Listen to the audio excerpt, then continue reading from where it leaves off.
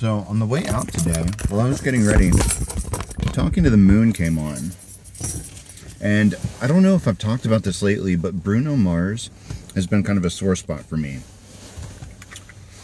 Because the Twin Flame, Talking to the Moon was what I listened to right when we went into separation. And that was hard on me.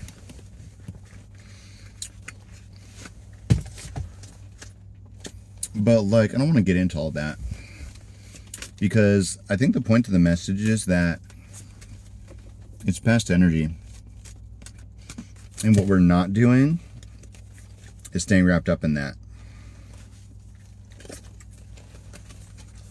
King of Wands, which was the projection that we've been looking at for the last 2 years. Walking away from grief and rest.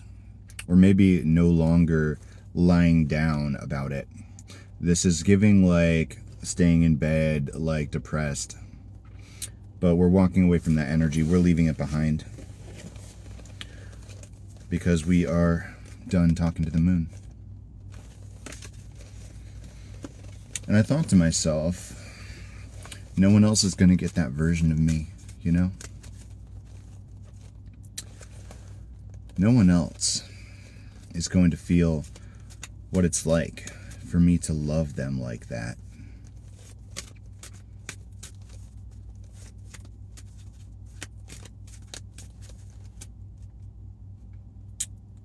I want to say,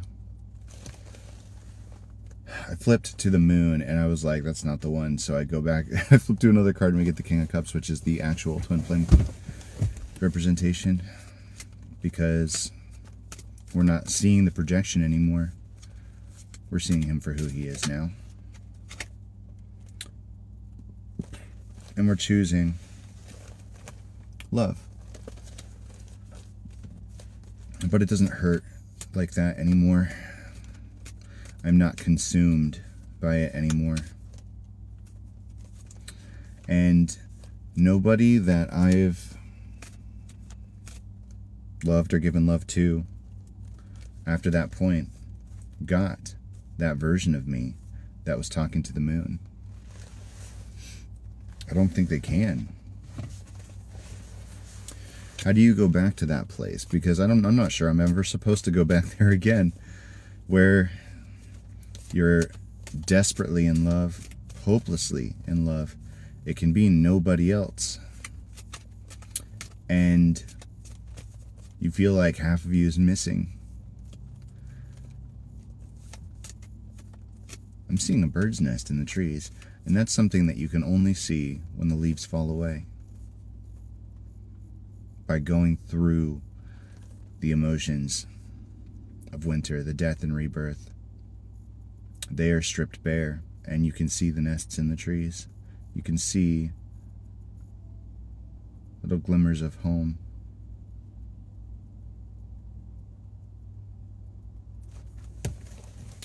So maybe we were never supposed to. I just saw one of those wishy things plummeting towards the ground before it goes whoosh, swept up by the wind. It's giving a wish fulfillment that you thought was going to crash into the earth like a comet. Then it's swept back into the sky to be fulfilled. Picked up by spirit.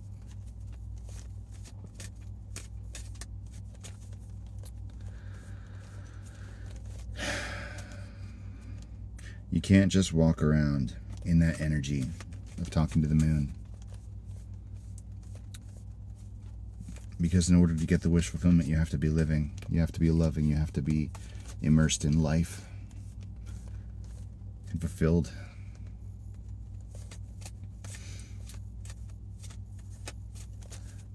You're not being punished for feeling your feelings. You are resting until you've healed enough to start walking again. And I guess that's where I am. Collaboration, cycle completion, mastering the cycles. You know, I wasn't supposed to say this yesterday, but it's almost like I'm being inundated with potentials right now. Wheel of Fortune. Because we found out that new guy has a girlfriend. But then just like that, 2 others spring up. And the gym crush, it's almost like we've been talking more. We've been talking more. But still not making progress necessarily. Maybe that's not supposed to be something I'm measuring. Maybe I'm not supposed to be waiting for things to happen with him. Maybe conversation's good. Even about random things. But I'm not talking to the moon, and I'm not holding my breath. And I'm not on pause, because the next stage here, the next person, is going to be somebody that wants me bad enough to say something.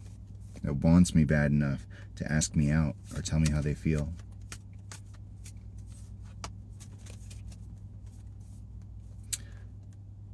And maybe that'll take a little time.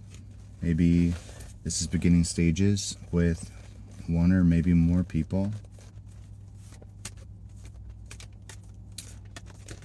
But we could only get there once we stopped talking to the moon. Once we stopped holding on to that longing energy. And once we stopped holding on to people that remind us of that, and trying to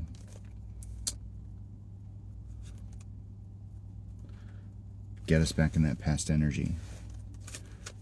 Anybody that wants us in that energy of longing and chasing and holding on to something that's not actually fulfilling us is not something we're going to hold on to. It's not something we're going to call in.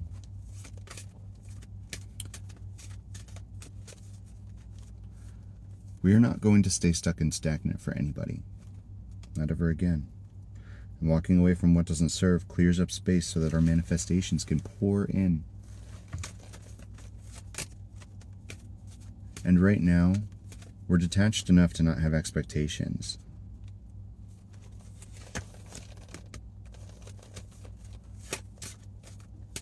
We have boundaries up so that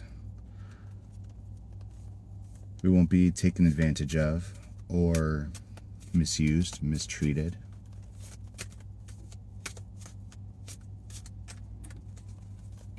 But all of the possibilities are open for us right now. And Spirit keeps, I think, trying to tell us that no matter how interested you are in somebody, somebody else will have that 6 of Cups connection with you. Somebody else will have that perfect eye color. Somebody else will have that electric stare that draws you in. Somebody else will have that feeling of divine spark when you touch them. Just because it's not that person, it doesn't mean there isn't a person for you. It doesn't mean you'll never feel that feeling again.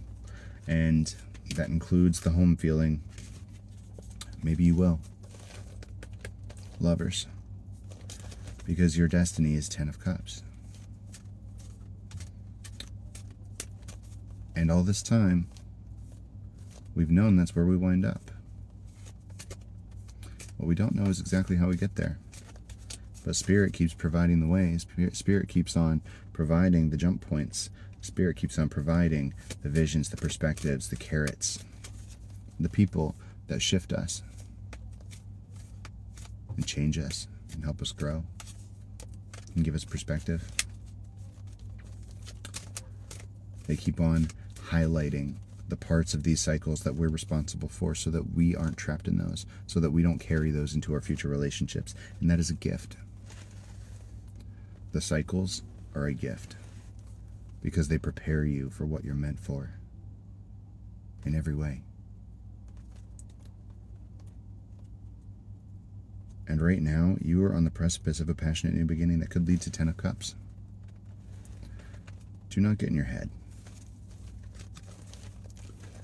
You're free. for the first time ever.